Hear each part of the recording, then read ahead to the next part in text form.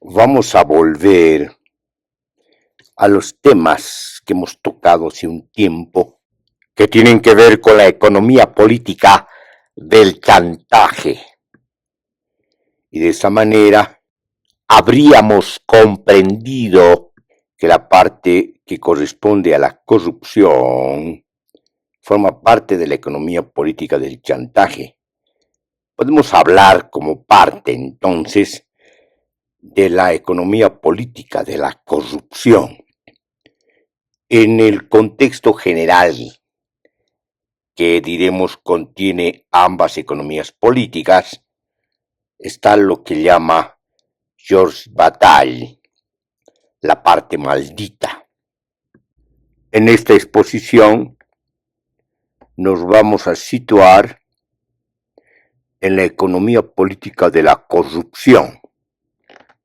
En términos generales hemos dicho que la corrupción corresponde a la apropiación indebida del excedente usando una ubicación en la estructura del poder que se aprovecha para beneficio propio.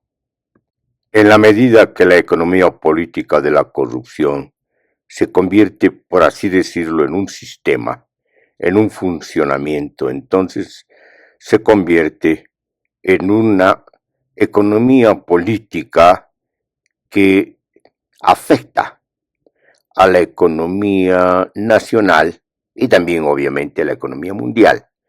Pero es mejor que nos situemos nacionalmente, porque el impacto más fuerte y las características particulares de la corrupción, su perfil propio, local y nacional, adquieren un carácter no solamente interpretativo, que se puede describir a partir de testimonios, impresiones, inclusive índices, porque se han desarrollado índices de corrupción a nivel de las instituciones internacionales. En ese sentido, podemos abordar de mejor manera, para no generalizar, el caso nacional. Haciendo memoria de lo que dijimos, vemos que el planteamiento de la tesis de la forma de gubernamentalidad clientelar expande la corrupción de manera galopante, y la metáfora que hemos usado a propósito es corrupción galopante, que está asociada a la corrosión institucional. Entonces, en este caso, la economía política de la corrupción está asociada a la forma de gubernamentalidad clientelar, a una forma de corrosión institucional del Estado. En pocas palabras, se usa el Estado para enriquecerse, es decir, para desviar fondos estatales, recursos estatales para beneficio privado. De esta manera hemos dicho que se forma una burguesía rentista en estas formas de gubernamentalidad clientelar. Haciendo historia hemos dicho que podemos datar esta forma de gubernamentalidad clientelar propiamente dicha después de la Revolución del 52, cuando se instalan los gobiernos que a nombre de la Revolución Nacional terminan formando parte de prácticas de corrupción y prácticas de corrosión institucional, pero además terminan conformando lo que ellos llamaban la burguesía nacional, que no era otra cosa que una burguesía rentista que se apropia del excedente del Estado de manera indebida, usando al mismo Estado, a las mismas instituciones del Estado, para formar esta burguesía rentista y por lo tanto para desviar fondos y recursos del Estado en beneficio privado. En ese sentido, no solamente la forma de gubernamentalidad clientelar se convirtió en uno de los aspectos de la contrarrevolución que nace en la misma revolución y que atenta además a los proyectos y a las proyecciones de la revolución, afectando a sus contenidos y los objetivos que se planteó. Por otra parte, el enriquecimiento propio de esta burguesía nacional, que en realidad es una burguesía rentista, termina afectando notoriamente a la economía nacional, ralentizando el crecimiento económico y obstaculizando el desarrollo económico, tal como usan estos términos e interpretan estos términos en la retórica populista.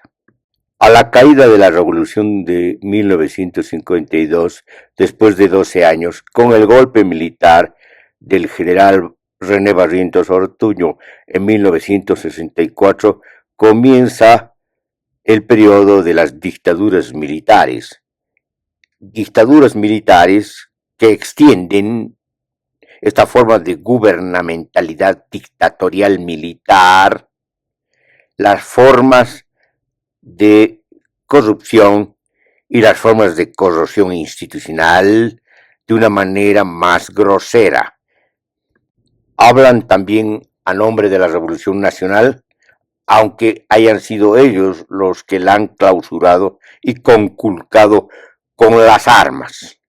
Durante el periodo que llamaremos eufemísticamente de recuperación de la democracia, no se puede decir que la genealogía de la corrupción haya concluido y tampoco, como se puede observar, la corrupción institucional.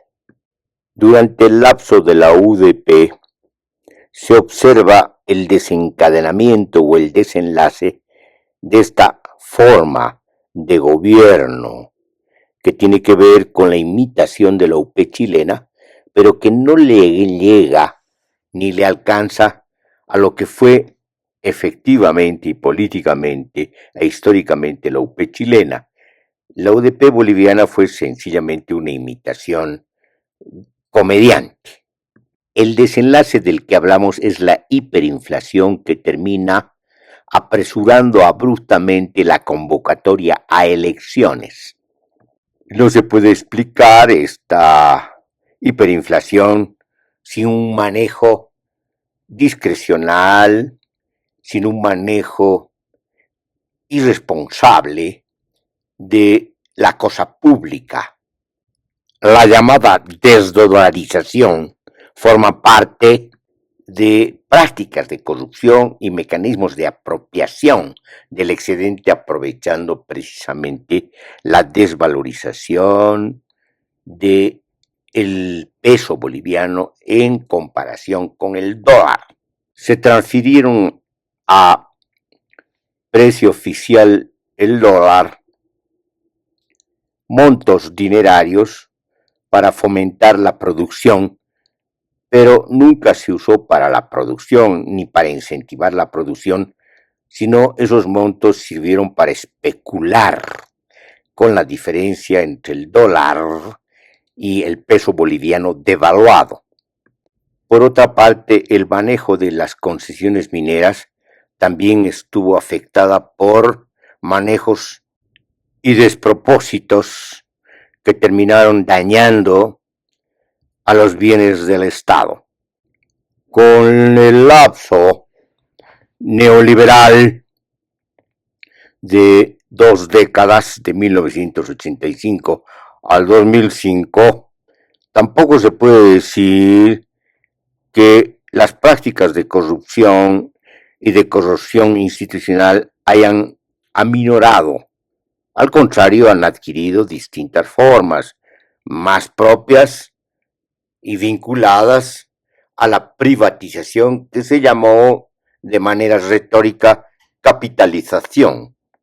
En este caso, la corrupción pasa por la venta de las empresas públicas a precio de gallina muerta y por la entrega saboteadora y saqueadora de los recursos naturales, transfiriéndolos de manera aviesa a empresas transnacionales, pero también en el caso minero a grandes empresas mineras. que se llaman tramposamente minería mediana. A la caída de la coalición neoliberal, no se puede decir de ninguna manera que la corrupción y la corrupción institucional hayan disminuido. Al contrario, aquí se hace muy notorio que aumentan de manera estrepitosa. Otra vez, una forma de gubernamentalidad clientelar redituada de manera reforzada en comparación con lo que había pasado con el MNR, con la revolución de 1952 a 1964. Durante las 2 décadas de gobiernos y gestiones neopopulistas, la corrupción no solamente se expresa de manera incrementada en términos intensos y expansivos, galopantes, sino que adquiere dimensiones generalizadas, no solamente en los aparatos del Estado, en los dispositivos del Estado, sino incluso en gran parte de la sociedad que es corrompida, principalmente en lo que corresponde a las organizaciones sociales que dejan de ser tales para convertirse en organizaciones sociales apócrifas. Desaparecen los movimientos sociales, pero se sigue hablando de movimientos sociales en su ausencia, para justificar y legitimar una forma expansiva y grosera de la apropiación de los bienes del Estado, que desde la Constitución Política de Bolivia son propiedad de los bolivianos y las bolivianas. Entonces, aquí nada tiene que ver el Estado, porque según la Constitución es sencillamente un administrador. Entonces, las decisiones después de la promulgación de la Constitución debía tomar el pueblo y no los funcionarios. Pero precisamente se hace todo lo contrario, no se consulta al pueblo, no se aplica el sistema de gobierno de la democracia pluralista, participativa, directa, comunitaria y representativa, sino se sigue practicando la dictadura autoritaria de la jerarquía del partido oficialista, que se convierte de manera muy notoria, mucho más notoria que en el caso del MNR, en la burguesía rentista, porque esta vez se tiene un periodo que llamaremos de las vacas gordas, donde el ingreso del Estado es alto, como nunca se había visto antes, por el incremento a nivel mundial del precio de las materias primas, sobre todo del petróleo, con consecuencias en la subida del precio del gas.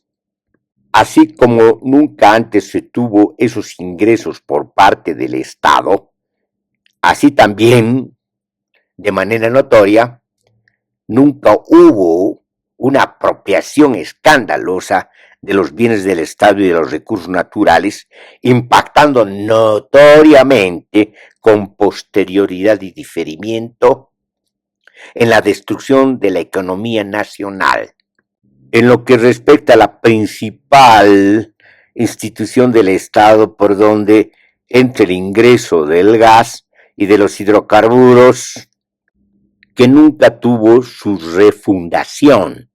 Al contrario, se convirtió en una mera oficina administrativa de las empresas transnacionales extractivistas que nunca se fueron del país y nunca fueron nacionalizadas. La nacionalización fue sencillamente una retórica neopopulista. Algo parecido, solo que en contextos distintos, ocurrió con los recursos mineros. En realidad, durante las gestiones del gobierno neopopulista, la minería no se nacionalizó, no hubo una recuperación de Comibol, nunca más fue Comibol lo que fue durante la revolución del 52 al 64. Comibol solo impacta con el 3% de la producción y explotación minera, en tanto que las empresas privadas transnacionales lo hacen con el 75% y el resto queda en manos de las cooperativas mineras que en realidad entregan su mineral de manera subrepticia a las empresas transnacionales, convirtiéndose en subsidiarias de estas empresas. Por lo tanto, todo es una trampa. El gobierno de Evo Morales Ayma mantuvo la misma condición desventajosa para el Estado en lo que respecta a la minería. Solo queda para el Estado un 9%. En el caso de las cooperativas mineras, solo dejan un 2 al 3%.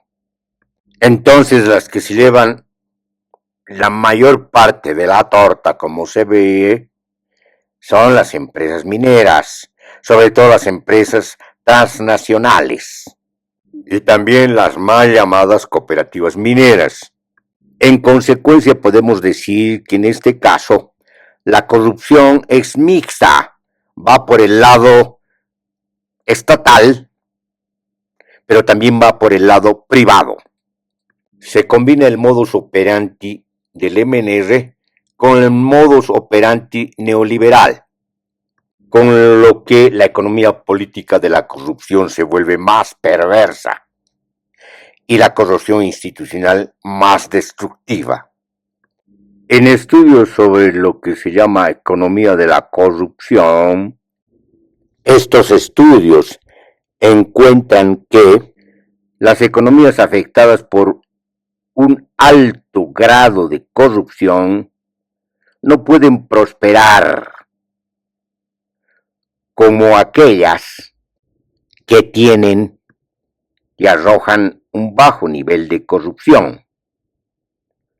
Se dice que las economías corruptas no pueden funcionar adecuadamente debido a la distorsión de la administración y del comportamiento de las regularidades y prácticas en la economía.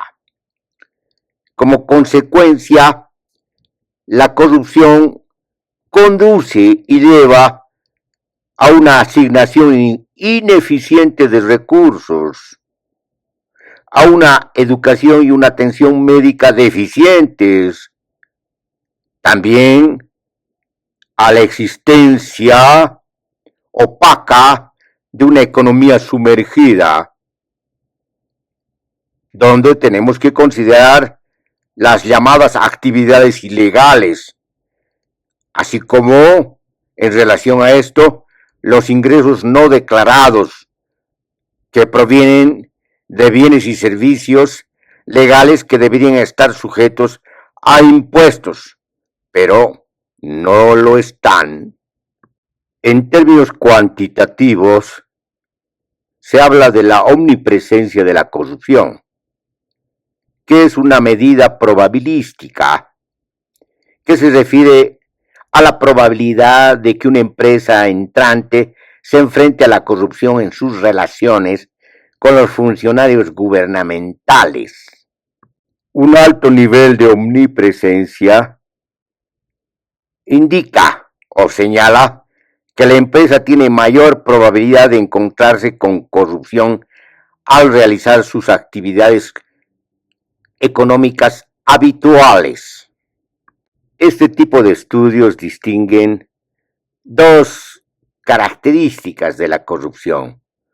Una que tiene que ver con la extorsión, que significa exigir a un funcionario un soborno bajo amenaza de acciones lesivas o ponerlo en condiciones en las que se le obligue a dar un soborno para evitar consecuencias perjudiciales para sus intereses de aplicación. La segunda característica tiene que ver con la colusión. Una persona autorizada acepta un soborno por algo que no debería hacer y ambas partes están interesadas en un resultado perverso. Sin embargo, el daño concreto causado por la corrupción es muy difícil de medir. De todas maneras, un recurso para medir la corrupción es contabilizar el número de acusaciones penales por corrupción. Pero aquí hay que diferenciar esto, las acusaciones de corrupción respecto a lo que realmente ocurre y por lo tanto se trata de una manera de medir muy incierta. Se puede ver muy a menudo la corrupción queda impune. En consecuencia, no se puede objetivamente contabilizar y medir. Por otra parte, lo que se puede llamar mediciones indirectas o subjetivas, que están basadas también en encuestas, pueden empezar a llenar el vacío que se tiene respecto a la medida de la corrupción y pueden convertirse en una herramienta provisional para medir la corrupción. A propósito, la Guía Internacional de Riesgos País es una encuesta a empresas sobre la probabilidad de que se les solicite realizar pagos ilegales o extralegales. Entonces tenemos el índice de percepción de la corrupción, que es una construcción a base de una encuesta detallada que incorpora datos de numerosos países y grupos. El Banco Mundial también elabora anualmente un índice de control de corrupción que utiliza fuentes parecidas a la Guía Internacional de Riesgo País, que corresponde a lo que hemos dicho, el índice de percepción de la corrupción. No se puede reducir el fenómeno de la corrupción al ámbito público, al ámbito del Estado, puesto que también se da en el ámbito privado.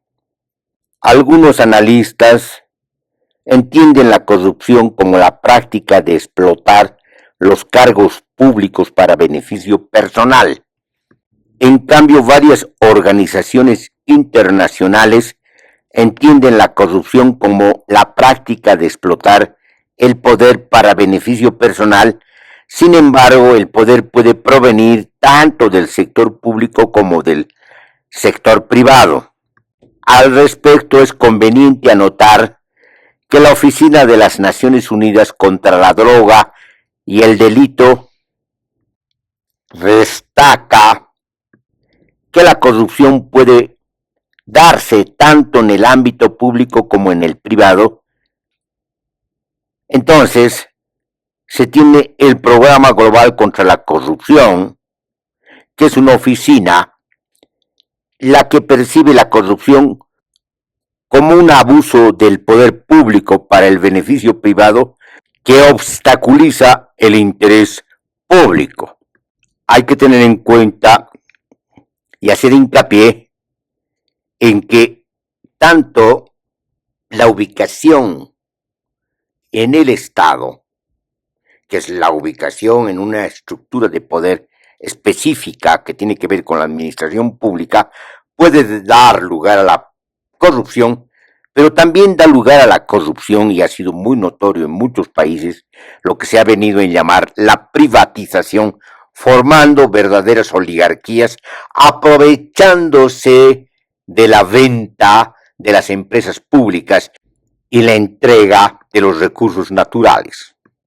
Entonces, el nivel de corrupción se mide por el índice de percepción de la corrupción, que evalúa el grado en el que se percibe la corrupción de la administración pública.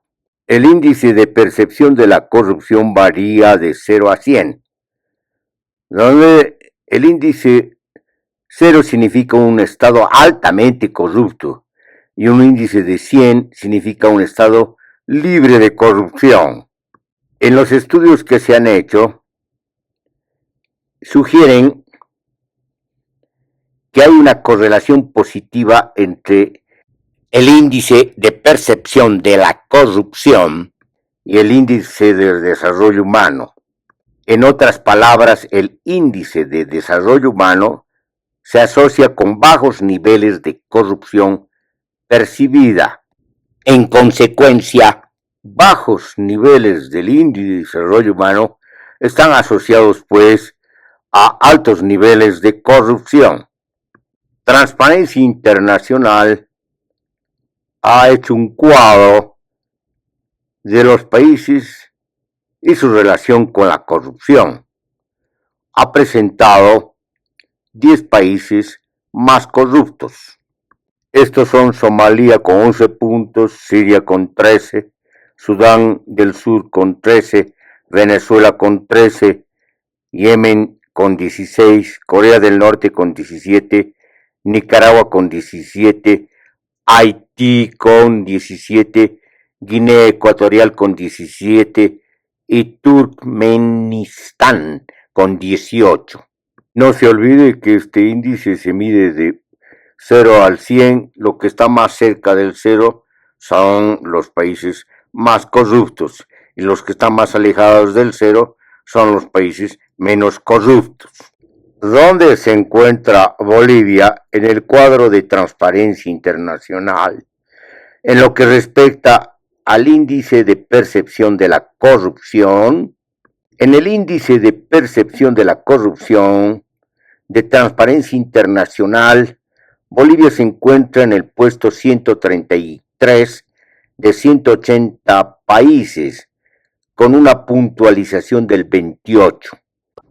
Ampliando el recorte del cuadro anterior, se puede decir, entonces, que Bolivia se percibe como uno de los países más corruptos del mundo.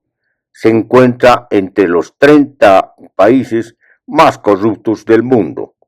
Aunque es muy difícil medir el costo de la corrupción, el Centro Global Anticorrupción de Infraestructura define el costo de la corrupción como la pérdida y el daño totales que se causan a todas las partes interesadas por cualquier actividad corrupta en el proyecto o en relación con él. De acuerdo a las Naciones Unidas y al Foro Económico Mundial, el costo estimado de la corrupción global es del 5% del Producto Interno Bruto. Se trata, para tener una idea, de unos 100 billones de dólares estadounidenses que corresponden al 2022. En consecuencia, su estimación asciende a 5 billones de dólares. Transparencia Internacional, el 2019, estimó que el costo de la corrupción en desarrollo ascendía a 1,26 billones de dólares anuales. Como se puede ver, la corrupción afecta e impacta negativamente en la estructura social, en la estructura política y en la estructura económica. El impacto de la corrupción en la desigualdad de ingresos es también un fenómeno que ha sido estudiado. Es innegable el impacto en la desigualdad. Se impacta en la desigualdad a través de distintos factores: el crecimiento económico, en el sistema tributario sesgado, en la propiedad de activos. Por otra parte, no hay que olvidar que la corrupción afecta significativamente la atención a los problemas sociales. cuando el mapa institucional está corroído, cuando la economía está corrompida. En consecuencia, se tiene el resultado de que unos grupos de poder se benefician, dejando a la gran mayoría vulnerable. Hay que anotar que la corrupción afecta en la desigualdad de ingresos a través, por ejemplo, de un sistema tributario sesgado. En ese sentido, la corrupción puede conducir y llevar a una mala administración tributaria, por ejemplo, a exenciones que podrían favorecer a unos grupos en detrimento de otros. La corrupción también afecta en los precios, por lo tanto, también irrumpe de manera desfavorable y adultera en el mercado. En otras exposiciones y en otros ensayos y escritos hemos hablado de la diferencia entre capitalismo y mercado y hemos dicho que el capitalismo adultera el mercado y introduce precios de inflación debidos a su monopolio. Algo parecido ocurre con la corrupción respecto al mercado. Lo pervierte. Observando procesos y temporalidades, podemos decir que la corrupción a gran escala tiene un impacto inflacionario notorio en la economía. El análisis nos lleva a decir que esto se debe a la sobreestimación del costo de la contratación pública, así como a la obligación de que las empresas incurran en gastos adicionales para los sobornos. En otros ensayos y exposiciones hemos dicho que las empresas transnacionales, por ejemplo, tienen en su presupuesto contemplado el soborno a jerarcas de los gobiernos de los estados subalternos, de los cuales se benefician mediante la entrega onerosa de los recursos naturales y el saqueo de sus países. Algo que es muy importante destacar en el análisis de la economía de la corrupción es la relación entre corrupción y el Producto Interno Bruto.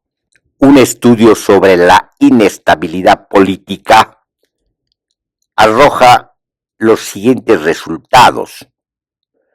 Muestra que un aumento del 1% en el nivel de la corrupción implica una reducción de la tasa de crecimiento de aproximadamente un 0,72%. En otras palabras, un aumento por unidad en el índice de corrupción reduce la tasa de crecimiento en 0,545 puntos porcentuales.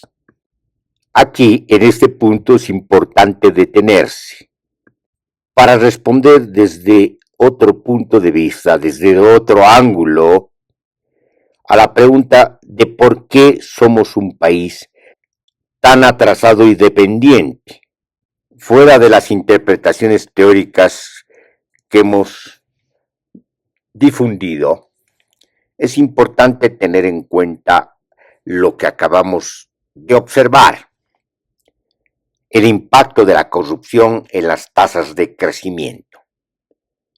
Si el nivel de corrupción medido para Bolivia es el puesto 28, entonces el índice de percepción de la corrupción se encuentra, digamos, en un intervalo entre 10 y 30 o 10 y 25, para ser un poco más precisos. Respecto a un impacto de 10, implicaría 5 0,45% porcentuales de la tasa de crecimiento. Este dato, aunque sea provisional y estimativo, y aunque adolezca de ciertos errores, nos da de todas maneras una idea del impacto destructivo en el crecimiento y por lo tanto en los ritmos de la tasa de crecimiento. Desde ese punto de vista es un crimen contra la población, el pueblo y la sociedad, el sistema de corrupción implantado que aparece en el funcionamiento de la corrupción institucional. Es así como podemos explicar que habrían desaparecido estimativamente, como hemos dicho antes, 200.000 millones de dólares durante 14 años. Esta también es una de las razones por las que se tienen 10.000 millones de dólares de deuda externa, 10.000 millones de dólares de deuda interna, y han desaparecido como arte de magia del gobierno, de la forma de gubernamentalidad clientelar, casi 18.000 millones de dólares de reservas internacionales.